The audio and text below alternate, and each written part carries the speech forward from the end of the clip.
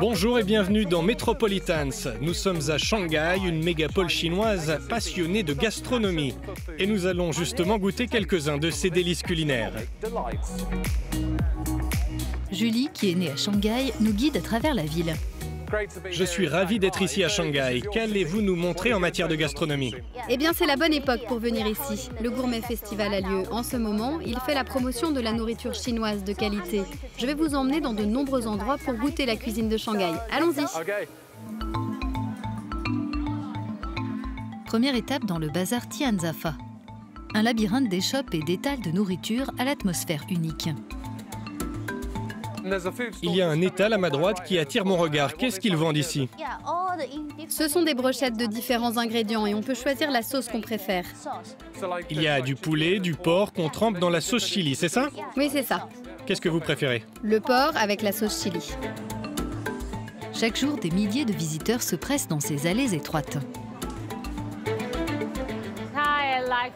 J'adore pouvoir trouver tout ce que je veux. De la viande, du poisson, des pâtes, du pain, des saveurs épicées, sucrées ou aigres.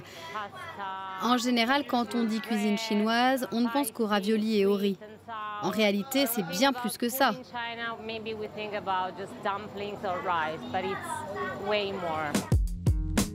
Nous quittons le tumulte du bazar pour aller déjeuner dans le calme au Donggu, un hôtel traditionnel chinois.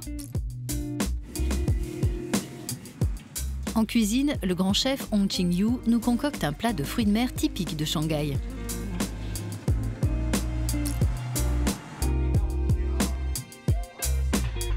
Ce que nous avons ici, c'est la cuisine authentique de Shanghai. Des crevettes frites avec de la chair de crabe et des œufs de crabe. Le crabe apporte cette saveur délicate et la crevette est succulente. La combinaison des deux illustre parfaitement le style de la cuisine de Shanghai. Avec cela, nous servons des gâteaux de riz. Ce sont des dim sum traditionnels. C'est très bon, merci. La Chine est célèbre pour son canard laqué à la pékinoise. Ici à Shanghai, il est cuit au four à bois, ce qui lui donne une saveur incomparable.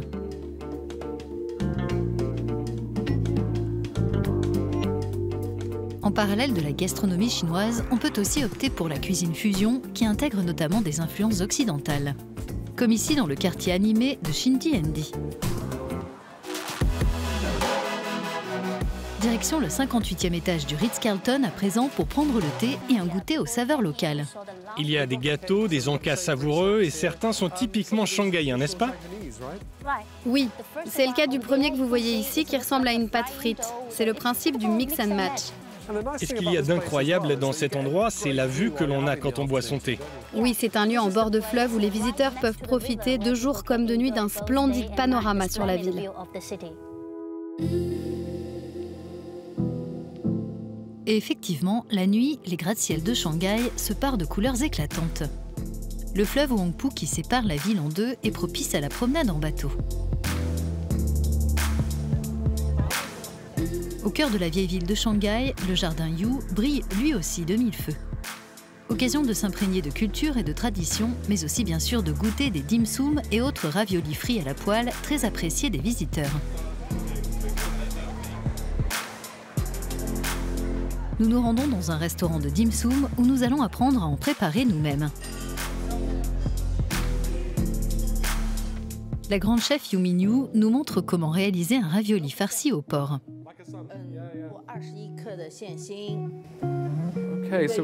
Il faut simplement replier les bords.